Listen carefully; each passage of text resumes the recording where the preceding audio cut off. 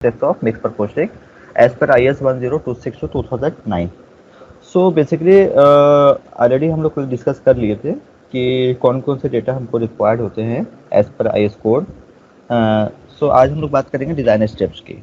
सो design steps की अगर हम बात करें सो सो सो जो फर्स्ट स्टेप होगा दैट इज स्टेप नंबर 1। ठीक है, तो स्टेप 1 क्या है? That is target strength for mix proportioning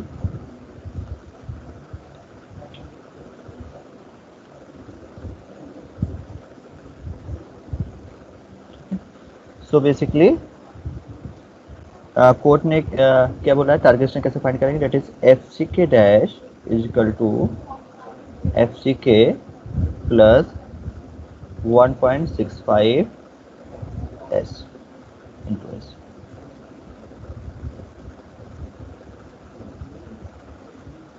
ठीक है, so where F C K क्या है? That is characteristic compressive strain at 28 days in newton per mm square. और एफ सी के डैश क्या होगा? Where F C K dash is equal to target mean strength, mean compressive strength at 28 days in newton per mm square. और where s equal to क्या होगा? That is standard deviation newton per. So code ने ये सारी चीज़ें जो mention किया है दैट इज जो मेंशन है वो क्लॉज नंबर 3.2 में IS 10262/2009। सो क्लॉज कौन सा है? That is 3.2 IS 456/2009। ठीक है, सो कोड ने ये मेंशन कर दिया है कि जो भी आप पर्टिकुलर ग्रेड की बात करेंगे, अगर डिज़ाइन की बात करते हैं, सपोज अगर आप डिज़ाइन कर रहे हैं दैट इज M35 ग्रेड की आप डिज़ाइन कर रहे हैं, तो M35 का मतलब क्या है? M क्या रिप्रेजेंट कर रहा है, स्टैंड कर रहा है? It is mix and 35 number जो है कैरेक्टरिस्टिक कंप्रेसर है 35 मीटर पर स्क्वायर। तो अगर M35 आप डिस्प्ले डिजाइन करें मिक्स प्रपोर्शन के लिए निकालना है आपको, तो एट 28 डेज पे जो कंप्रेसिव कंक्रीट की जो कंप्रेसिव स्ट्रेंथ आनी चाहिए वो 35 न्यूटन पर mm स्क्वायर से ज़्यादा ही आना चाहिए 28 डेज पे। ठीक है, सो इस और कोड ने बता दिया है कि 28 डेज तक ऐसा नहीं होना चाहिए कि 35 से कम आए। तो इसके लिए हम लोग क्या करते हैं? टारगेट मिन स्ट्रेंथ लेके चलते हैं। तो टारगेट मिन स्ट्रेंथ अगर M35 को लेकर डिजाइन करें तो क्या होगी? सो F C K dash is equal to F C K. तो एफ सी के क्या है? That is characteristic compressive strength. तो M35 के लिए डिजाइन कर रहे हैं तो एफ सी के की वैल्यू कितनी होगी? That is 35 plus 1.65 multiplied by the S. अब यहाँ पे बात आती है कि स्टैंडर्ड डेविएशन आप कैसे फाइंड करेंगे। ठीक है, सो स्टैंडर्ड डेविएशन कैसे फाइंड करेंगे? तो बेसिकली कोड में मेंशन किया है, ठीक है, स्टैंडर्ड डेविएशन की रिगार्डिंग दैट इज क्लॉज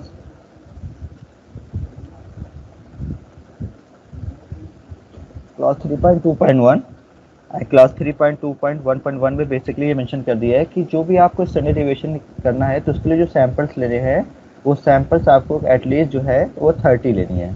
ठीक है, तो सैंपल्स 30 लेने हैं। 30 लेने के बाद क्या करना है आपको? उसके लिए स्टैंडर्ड डेविएशन निकालना है तो साइड से क्या करना है? रैंडम 30 सैंपल्स आपको ले लेना है। ठीक है, अगर सेकेंड पॉइंट ये मेंशन किया है कि अगर सिग्निफिकेंट सपोज कि आपने अलग अलग बैचेस में अलग अलग कुछ चेंजेस किए हैं तो उसके अकॉर्डिंग आपको स्टैंडर्ड डेविएशन निकालने हैं। और कोर्ट ने एक क्लॉज मेंशन किया है दैट इज 3.2.1.1 में that is assume standard deviation. Assume standard deviation basically क्या है कि सपोज कि आपके पास जो कोई सफिशिएंट टेस्टिंग रिजल्ट आपके पास नहीं है फॉर पर्टिकुलर ग्रेड के लिए, आपके पास अवेलेबल नहीं है। So where the sufficient test results for a particular grade of concrete are not available, then the value of standard deviation is given in table number 1. ठीक है, for table number 1 may be assumed for the proportioning of the mix in the first instance.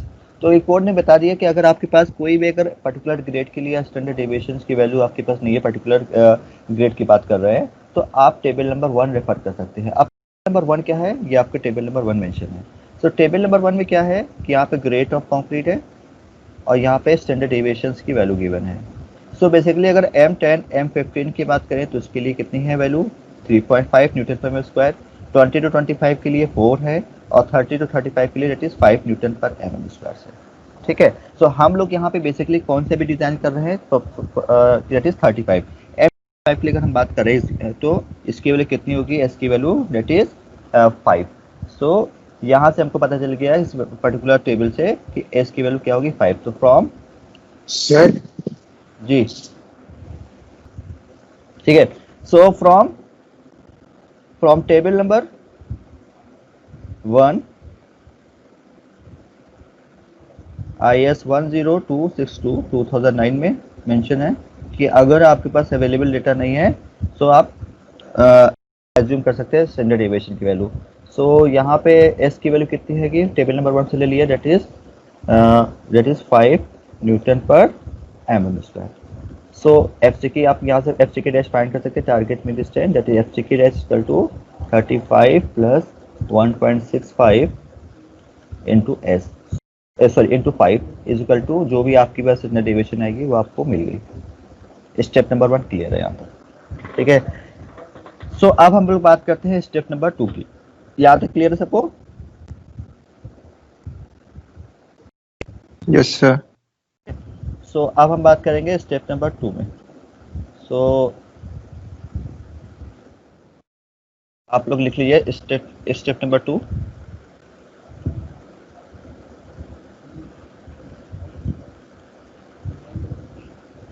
Step number 2 में क्या करना है basically आपको कि आपको क्या लेना है, that is selection of water cement ratio. Step number 2 क्या है, that is selection of water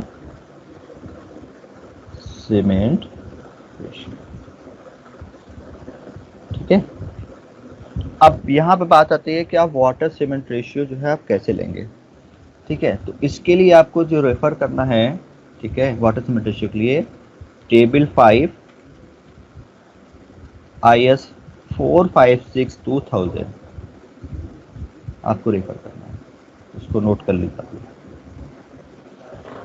ठीक है, selection of water cement ratio के लिए टेबल नंबर 5 IS 456 2000। ठीक है, तो अब लोग चलते हैं IS 456 2000 में। ठीक है, ये आपका टेबल है गया। अब देखिए यहाँ पे टेबल नंबर 5 में मेंशन है, क्या मेंशन है कि minimum cement content, maximum water cement ratio, minimum grade of concrete for different exposures with normal weight aggregate of 20 mm, nominal size, nominal maximum size. तो ये गिवन है। तो यहाँ पे एक्सपोजर कंडीशन गिवन है, कौन कौन सी है, that is mild, moderate, severe, very severe and extreme. ये जो पर्टिकुलर टेबल्स गिवन है पूरी, ये आपको प्लेन कंक्रीट की गिवन है और ये आपको रेनफोर्स कंक्रीट की गिवन है। ठीक है, तो सपोज आपको जो डेटा गिवन है उस डेटा में बोल दिया गया है कि आपको सीवियर के लिए बात करनी है, ठीक है, या मॉडरेट के लिए बात करनी है। ठीक है, ये आपको मेंशन होगा। तो सीवियर के लिए अगर बात करें, ठीक है, तो सीवियर कंडीशन है एक, तो ये आपके कंडीशन आपको माली एग्जाम्पल जस्ट मैं जूम कर रहा हूँ यहाँ पे, और क्वेश्चन में बोला गया है कि जो कंक्रीट आपको डिजाइन करना है वो आपको रेनफोर्स कंक्रीट की बात कर रही है, प्लेन कंक्रीट की बात नहीं हो रही है, यहाँ पे रेनफोर्स कंक्रीट में मेंशन कर दिया गया होगा। तो कंक्रीट और एक्सपोजर सॉरी कंडीशन क्या, एक्सपोजर दैट इज सीवियर हो गए एक्सपोजर कंडीशन, और उसके बाद कंक्रीट आपका रेनफोर्स कंक्रीट हो। तो इसके करस्पॉन्डिंग इसकी वाटर सीमेंट रेशियो कितना हो सकता है, मैक्सिमम है दैट इज 0.45।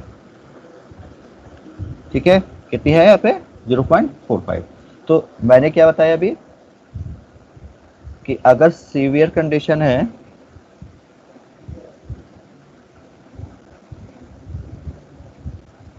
ठीक है, और आपको डिज़ाइन करना है, जो मिक्स डिज़ाइन करना है वो रेनफोर्स कंक्रीट की बात करनी है, तो टेबल नंबर पर ये मैं जैसे एज्यूम करके बता रहा हूँ आपको समझा के, एज्यूम, ठीक है। तो यहाँ पे उस टेबल्स को रेफर करेंगे, टेबल नंबर 5 IS 452,000।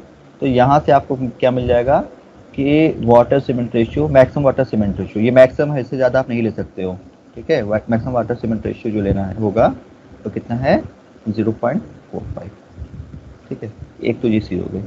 अब आपने यहाँ पे कैलकुलेट के लिए 0.45 है। सो अब यहाँ पे आपको ट्रायल भी कर सकते हैं कि आपको मैक्सिमम तो लेना है 0.45। आप हो सकता है आप अपने एक्सपीरियंस से आप हो सकते हैं अडॉप्ट कर लें, कि अडॉप्ट कर लीजिए, सपोज रेशियो हम ले रहे हैं दैट इज 0.4। ये तो हम जस्ट मतलब ट्रायल के लिए हम ले सकते हैं, ये तो मैक्सिमम कंडीशन ही आपको पता चल गया, मैक्सिमम इतना ही ले सकते हैं। तो स्टेप नंबर 2 क्या है, that is selection of water cement ratio, जो कि रेफर करना है आपको टेबल नंबर 5 IS 456/2000, ठीक है। अब आते हैं स्टेप नंबर 3। स्टेप नंबर 2 हो गया, देन स्टेप नंबर 3। सर हाँ जी बताइए। सर ये वाटर सीमेंट रेशियो मतलब हमें पता कैसे लगेगा, कैसे करना है? क्वेश्चन में गिवन होगी कंडीशन? कंडीशंस गिवन होगी आपको, कंडीशन आपको गिवन होगी, जैसे जैसे एग्जांपल बताता हूँ। जैसे ये मैंने बताया था आपको IS 456 में, देखिए कौन कौन सी कंडीशंस है यहाँ पे, देखिए यहाँ पे गिवन है एक्सपोजर कंडीशंस, देखा आपने? Yes sir. देखो आपको ये डेटा आपको पता होना चाहिए, आपको जो भी आपसे कोई कहता है कि देगा कौन कौन सा grade designation, types of cement, nominal size of aggregate कौन सा लेना है, ठीक है, वर्केबिलिटी आपको कितनी लेनी है, एक्सपोजर कंडीशन क्या होगी, मेथड ऑफ टेम्परेचर कितना होगा, मेथड ऑफ ट्रांसपोर्टिंग और प्लेसिंग कितने होगी, ये सारी डेटा आपको पता होनी चाहिए, तभी आप डिज़ाइन करेंगे, ठीक है। मैंने भी आज इसलिए नहीं बताया कि ऑलरेडी हम लोग डिस्कस कर चुके थे लास्ट टाइम, ठीक है। सो आगे बढ़ते हैं, ठीक है बेटा। सो आते हैं next step number 3।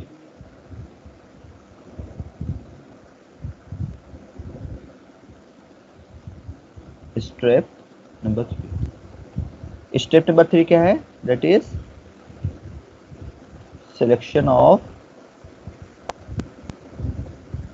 Water content,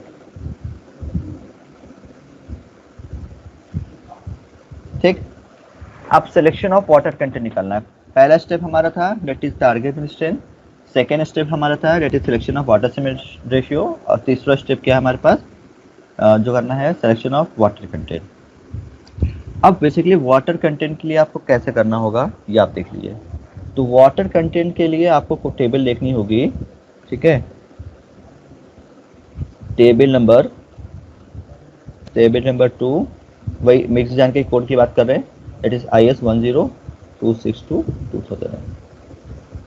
सिर्फ स्टेप नंबर 2 के लिए ही आपको क्या करना है, IS 456 देखना है, बाकी स्टेप के लिए आपको मिक्स डिजाइन के कोड ही रिफर करना है।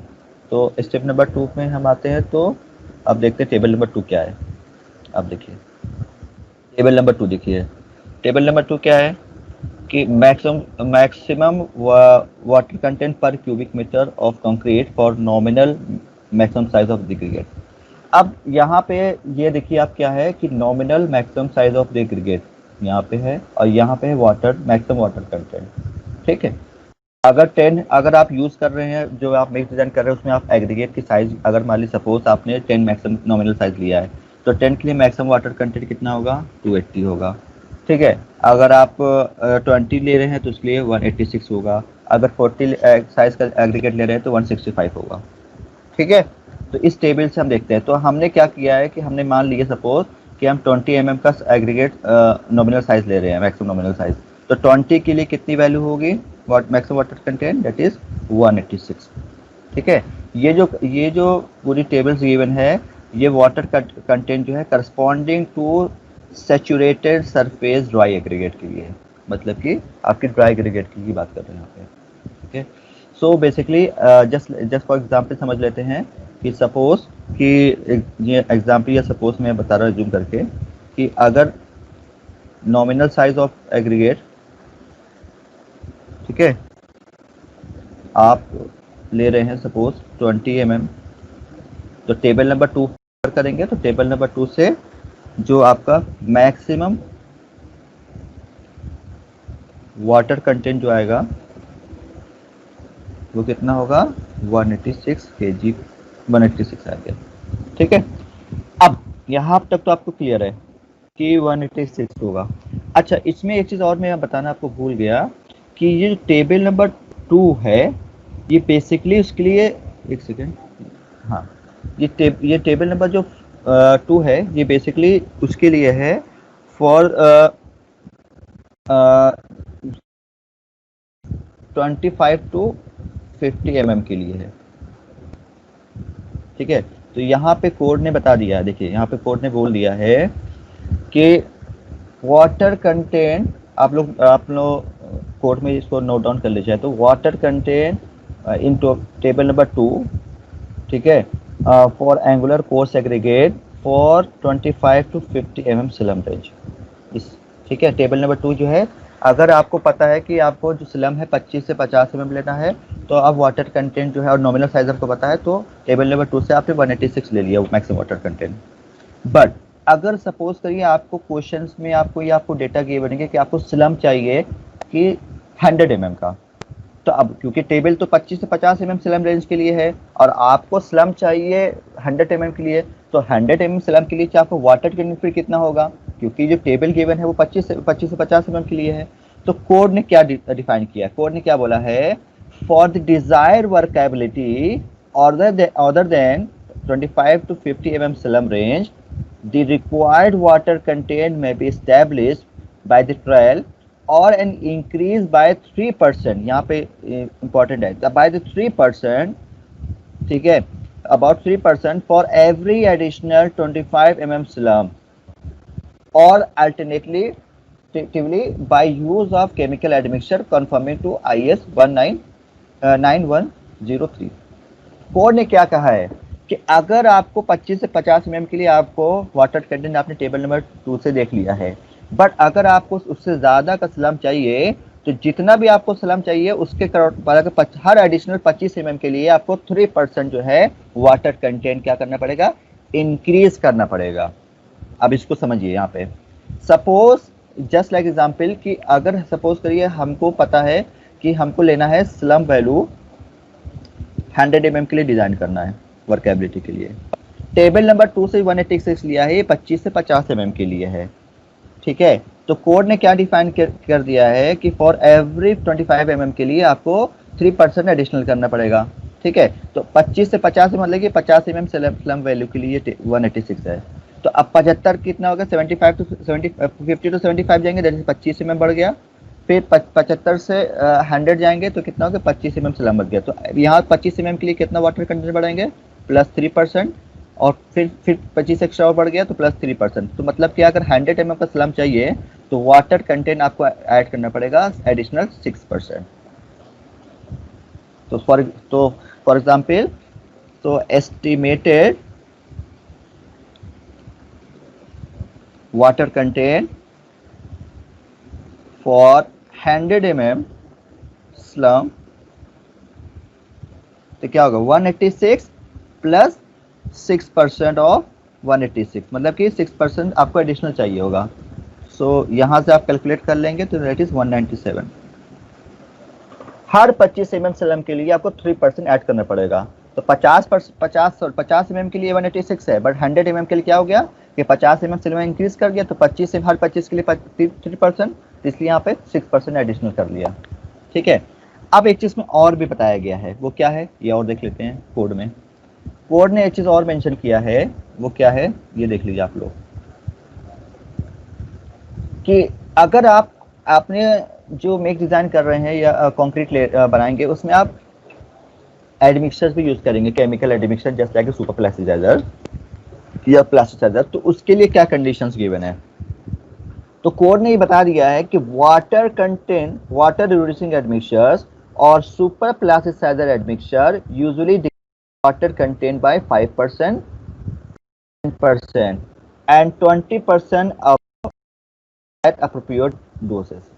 क्या क्या कर रहा है कि अगर आप वाटर रिड्यूसिंग एडमिक्सचर यूज कर रहे हैं तो वाटर कंटेंट इंक्रीज करेगा 5 to 10%, और अगर आप सुपर प्लास्टिसाइजर यूज कर रहे हैं तो 20% क्या करेगा, वो वाटर कंटेंट को रिड्यूस करेगा। ठीक है, तो यहाँ तक क्लियर है। ये डिपेंड करेगा आप जो केमिकल्स आप जो भी आप यूज कर रहे हैं उसके जो भी स्पेसिफिकेशन है उस पर डिपेंड करेगा। ठीक है, तो सपोज मैं एग्जांपल और इसमें बताता चलता हूँ। ठीक है, कैलकुलेशन के हिसाब से कि सपोज आप जो सुपर प्लास्टिसाइजर यूज कर रहे हो, ठीक है, और आपको कंपनी से पता है कि वाटर कंटेंट वो रिड्यूस कर सकता है 29%। ठीक है, आप यूज कर रहे हैं सुपर प्लास्टिसाइजर, ठीक है, और कंपनी ने बोल दिया 29% जो है वाटर को रिड्यूस कर देगा। तो अब क्या होगा इस केस में, फिर एस्टिमेटेड वाटर कंटेंट कितना हो जाएगा,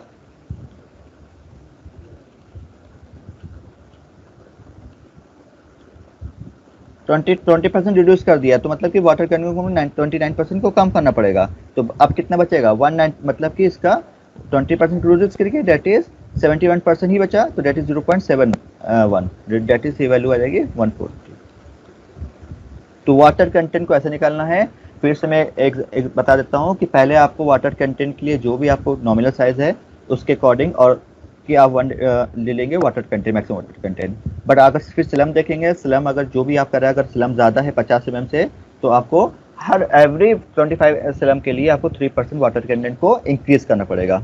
और अगर आप सुपर प्लास्टिसाइजर यूज़ कर रहे हैं तो कितना को रिड्यूस कर रहा है उसके हिसाब से उसको एडजस्ट करके फिर आपको फाइनल क्या है एस्टिमेटेड वाटर कंटेंट जो है आपको फाइंड करना पड़ेगा। ठीक है, अब हम लोग नेक्स्ट बात करते हैं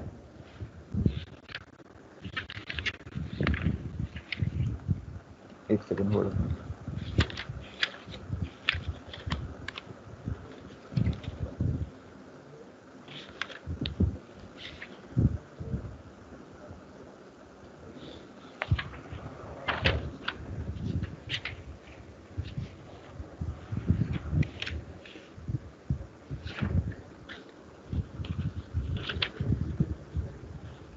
ठीक है, अब नेक्स्ट स्टेप से आते हैं। नेक्स्ट स्टेप क्या है,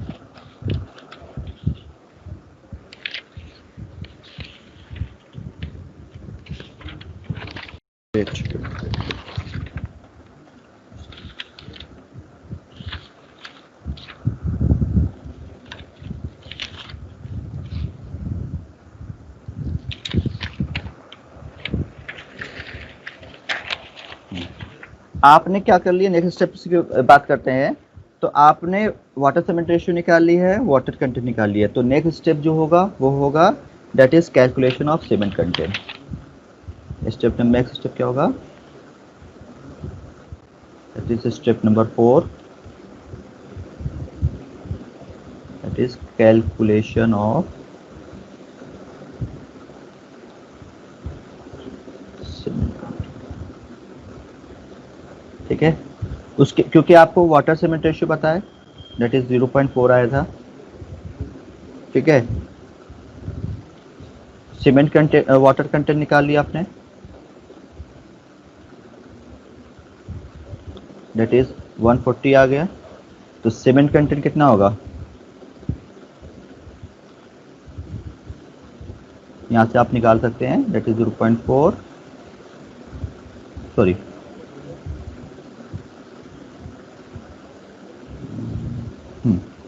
यहाँ पे आप निकाल सकते हैं दैट इज 140।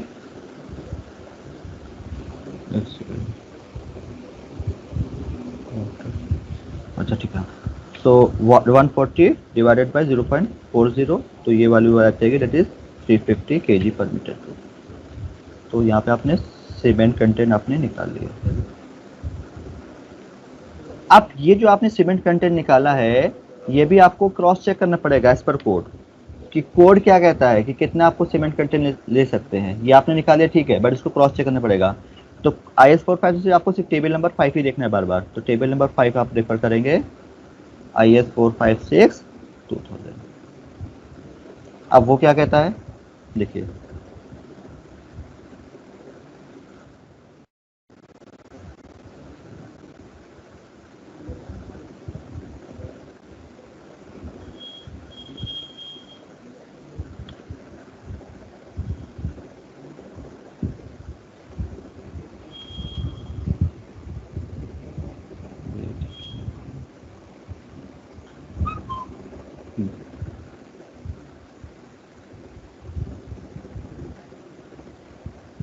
ठीक है, अब देखिए टेबल नंबर 5 अगर जो हमने रेफर किया था इसमें अब देखिए कि सीवियर कंडीशंस के लिए हमने वाटर सीमेंट रेशियो मैक्सिमम लिया था 0.45, और इसके लिए आपको मिनिमम सीमेंट कंटेंट कितना लेना है 320, कितना लेना है 320 केजी पर मीटर क्यूब में। कोर्ट ने बता दिया है कि इसके लिए मैक्सिमम वाटर सीमेंट रेशियो इतना होगा और मिनिमम सीमेंट कंटेंट इतना होगा 320। तो यहाँ पे हम लिख सकते हैं, देख सकते हैं, सो लिख सकते हैं एज पर कोड। तो सीवियर कंडीशन के लिए कितना होगा, severe exposure condition, severe exposure condition के लिए बेसिकली क्या होगा कि हमने देख लिया कितनी value, that is 320 KG per meter cube, और आपकी ये मिनिमम की बात हो रही थी और कोड ने बता दिया है, और आपकी कितनी आई 350 आए, इसका मतलब कि आपकी भी जो वैल्यू आई है वो सही आई है। ठीक है, that is 350 KG per meter cube greater than 320 KG per meter cube, that is hence okay. और एक चीज याद रखिएगा, सपोज अगर यहाँ पे वैल्यू आपकी आती है 500 आती है, सीमेंट कंटेंट आपको आता है तो कोड ने बता दिया है कि 450 से आप ज्यादा ले नहीं सकते, जो कि ऑलरेडी हम कल डिस्कस कर चुके थे इस पे। ठीक है, अब आते हैं नेक्स्ट स्टेप पे। नेक्स्ट स्टेप क्या है, that is proportioning of volume. ठीक है, स्टेप 5, बस 2 स्टेप्स रह गए हैं। ठीक है, सो सर हाँ जी, तो इसमें मतलब जैसे मिनिमम हमें दे रखी थी 320 मिनिमम देखिए और हमारी 320। हमारी 350 आई, हाँ, तो मैक्सिमम कहाँ तक जा सकती है? वही मैं बता मैक्सिमम रहा हूँ। की देखिए मैक्सिमम ने आपको क्लॉज कल बताया था, ठीक है, कि मैक्सिमम कोड ने बता दिया है कि मैक्सिमम सीमेंट कंटेंट 450 से ज़्यादा नहीं ले सकते हैं केजी पर मीटर पे। ये कोड का क्लॉज है जो कल ऑलरेडी ने बता दिया, क्लॉज नंबर वो याद नहीं इस टाइम। ठीक है, क्लियर है, तो मैक्सिमम बता दिया कि 450 से ज़्यादा नहीं ले सकते हैं, IS 456 में लिखा हुआ है। ठीक है वंशज, यस सर। ठीक है, Yes, अब sir. नेक्स्ट स्टेप पे आते हैं। दैट इज नेक्स्ट स्टेप क्या है, that is proportions of volume of coarse aggregate and fine aggregate content।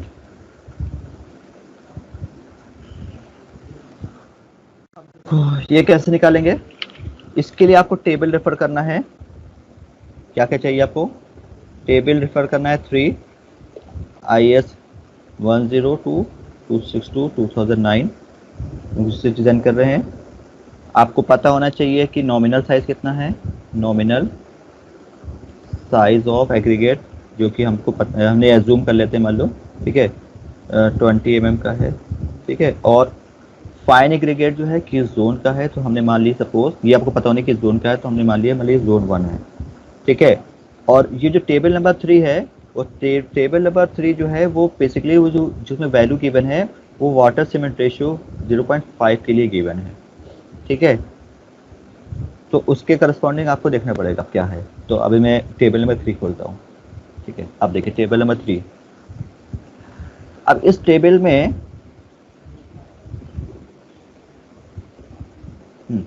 अब इस टेबल में क्या है, table number 3 that is volume of coarse aggregate per unit volume of total aggregate for different zone of fine aggregate. यहाँ पे nominal size है, कौन सा आप यूज़ कर रहे हैं। ठीक है, कौन सा जोन है, तो सपोज हम 20 mm का यूज़ कर रहे हैं, ये हमने एज्यूम करके बता रहा था, और हमने मान लिया कि जोन 1 है, तो जोन नॉमिनल साइज 20 के लिए, जोन 1 के लिए कितनी वैल्यू होगी, that is volume of coarse aggregate कितनी होगी, दैट इज 0.6 होगी। ठीक है, बट याद रखिएगा ये जो टेबल गिवन है, ये टेबल गिवन है only for the volume water cement ratio 0.5। देखिए यहाँ पे ये estimation of coarse aggregate proportion में मेंशन कर दिया है, that is table number 3 for a water cement ratio 0.5, code ने बता दिया है। ठीक है, सो अब हम लोग बात करेंगे कि हमारी वैल्यू कितनी होगी। तो हमने देख लिया कि जो वैल्यू टेबल नंबर 3 से हमने निकाला, फाइंड किया कि वॉल्यूम ऑफ कोर्स एग्रीगेट जो है वो कितने आए 0.60। ठीक है, मगर ये जो टेबल से जो हमने निकाला वो टेबल किस लिए एप्लीकेबल थी, water cement ratio that is 0.5 के लिए गिवन थी। और आपने जो वाटर सीमेंट रेशियो जो आपने फाइंड किया अभी, ये टेबल जो गिवन है वो 0.5 के लिए गिवन है, और आपने जो वाटर सीमेंट रेशियो लिया है वो कितना लिया था 0.4 लिया है। वाटर सीमेंट रेशियो कितना लिया 0.4। तो इसके अब क्योंकि टेबल 0.5 के लिए है और आपका वाटर सीमेंट रेशियो 0.4 है, तो अब उसके करस्पॉन्डिंग ये वैल्यू कितनी होगी ये आपको चेंज करनी पड़ेगी। अब चेंज कैसे करोगे, ठीक है, इसको लिख लो, कोर्ट में कहीं मेंशन नहीं है, ठीक है, मैं आपको लिखवा देता हूँ, इसको नोट डाउन कर लीजिएगा स्पेशली, ठीक है, ये कोर्ट में मेंशन नहीं है तो इंपॉर्टेंट पॉइंट से लिख लीजिए। At rate of minus oblique plus 0.01 for every plus minus 0.05 change in water cement ratio.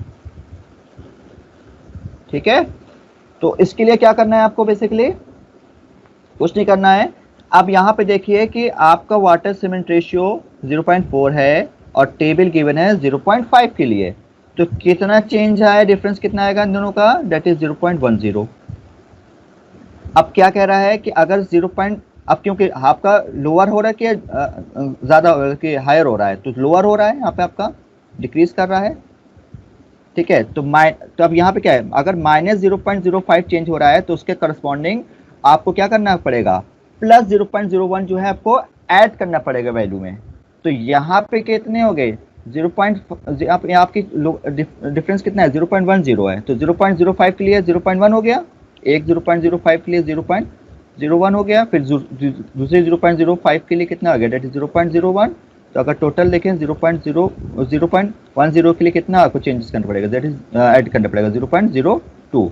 तो इस केस में आपकी जो वॉल्यूम ऑफ फोर्स एग्रीगेट जो होगा, वॉल्यूम ऑफ फोर्स एग्रीगेट वो कितना होगा, that is 0.60 plus 0.02 that is 0.62। ठीक है सर इस पॉइंट पे वो रिपीट कर दीजिए। हाँ देखो, आपका 0.60 था, सॉरी वाटर सीमेंट रेशियो की टेबल गिवन थी 0.5 के लिए और आपका वाटर सीमेंट रेशियो है 0.4, तो डिफरेंस कितना हो गया 0.10। अब यहाँ पे क्या मेंशन है कि हर एवरी 0.05 के लिए चेंज करना है, 0.101 जो है वैल्यू आपको बढ़ाना है घटाना है। तो यहाँ पे आपका लोअर है तो माइनस 0.05 चेंज हो रहा है, तो उसके लिए आपको क्या करना है प्लस 0.01 ऐड करना पड़ेगा। तो 0.0 क्योंकि अब डिफरेंस कितना हो गया 0.10, तो 0.10 मतलब क्या हो गया 0.05 प्लस 0.05 दैट दो बार हो गया। तो 0.05 के लिए फिर आपको ऐड करना पड़ेगा 0.01 प्लस फिर 0.05 के लिए फिर कितना पड़ेगा प्लस 0.01, तो टोटल कितना हो गया दैट इज 0.02, इसलिए यहाँ पे ऐड कर दिया। क्लियर है रोमा बेटा? No sir. हैं? सर नहीं समझ में आया। ओके सर मुझे भी नहीं आ रहा। फिर तो समझो, यहाँ पे देखो आपको टेबल कितना है वाटर सीमेंट रेशियो 0.5, ठीक है, आपने वाटर सीमेंट रेशियो कितना लिया 0.4, तो कितना कम हो रहा है बताओ दोनों में से, आपने कितना वाटर सीमेंट रेशियो कम लिया है 0.1 आपने कम लिया है ना। तो अगर आपने कम लिया है तो टेबल में कितना वॉल्यूम में कितना चेंज करोगे, ठीक है, तो आपने कम किया है 0.10, तो कोड ने क्या, अगर 0.05 कम कर रहे हो तो 0.01 ऐड करोगे। आप समझ में आया?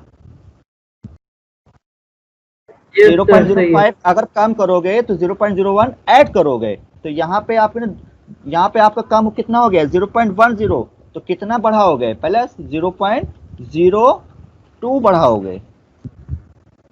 Yes sir. Yes sir. आप क्लियर है? Yes sir. ठीक है, आप देखो आप आगे बढ़ते हैं, बस 5 मिनट का और रह गया है। सॉरी आप थोड़ा सा एक्सटेंड होगा तो कोई बात नहीं, क्योंकि टॉपिक यहीं पे खत्म होना है। ठीक है, आज के लिए मैं एक्सटेंड करूंगा 5-10 मिनट, ठीक है। बस थोड़ा सा रह गया है। आप देखिए एक चीज़ और कोर्ट ने बोल दिया है, इसको आप नोट डाउन कर लीजिएगा। अगर आपको जो कंक्रीट बनाना है वो पंपेबल बनाना है कि पंप्स के थ्रू कंक्रीट जो है वो पहुंचे, तो अपने जहाँ पे आपको कास्टिंग करना है, तो अगर आप पंपेबल कंक्रीट मतलब कि जो कंक्रीट बना रहे हैं वो उसको प्लेस करना है, बाय द पंप करना है, तो उसके लिए जो टेबल नंबर 3 से जो वैल्यू आएगी उसको क्या करना है, 10%। ये कोड यहाँ मेंशन कर दिया है कोर्स सेक्रेटरी, कितने रिड्यूस करना है, 10%। अगर आप पंपेबल कंक्रीट बना रहे हैं, ऐसे कंडीशन है, तो सपोज अगर हम इसी चीज को हम पंपेबल कंक्रीट बना रहे हैं, तो हमारा वॉल्यूम अभी तक वॉल्यूम ऑफ कोर्स सेक्रेटरी कितना आया था, डेट इज 0.62 आ गया था। तो अगर हम पंपेबल कंक्रीट बना रहे हैं, तो पंपेबल कंक्रीट बनाने के लिए फिर क्या करना पड़ेगा, पंपेबल कंक्रीट कर रहे हैं तो दिस वैल्यू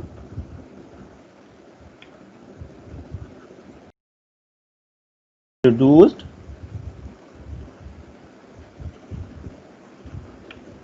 by 10%।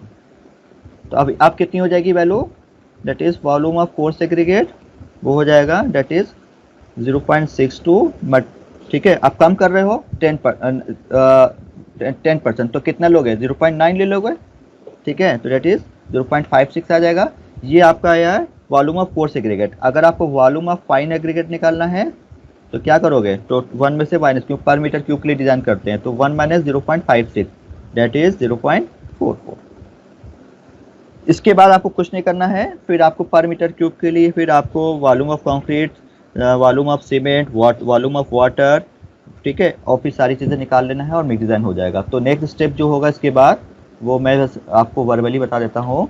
इसके बाद आपको एस्टिमेशन ऑफ फाइन एग्रीगेट जो सारे प्रपोर्शन निकालने हैं, तो सारे प्रपोर्शन निकालने के लिए क्या करना है, these the quantities are determined by finding the absolute volume of the cementitious materials, water and the chemical admixture by dividing their masses by respectively specific gravity multiplied by the 1 by 1000 and the subtracting the result of their summation from the unit volume।